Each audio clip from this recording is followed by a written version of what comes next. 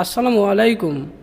মহান আল্লাহ বলেন, অথবা আকাশ থেকে ঝড় বৃষ্টির মতো বা পানি বর্ষণের মতো যাতে রয়েছে অন্ধকার, বজ্রপাত এবং বিদ্যুৎ। সূরা বাকারা 2 নম্বর চ্যাপ্টার 19 নম্বর আয়াত।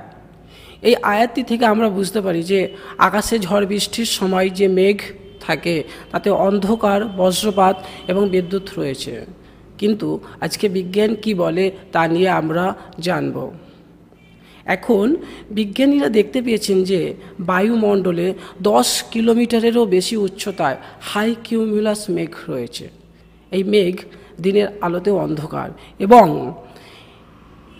এর কেন্দ্রে বিদ্যুতের ঝলকানি রয়েছে। আর যে মেঘগুলি আমরা পৃথিবীতে দেখি না তাও বজ্রপাত করে।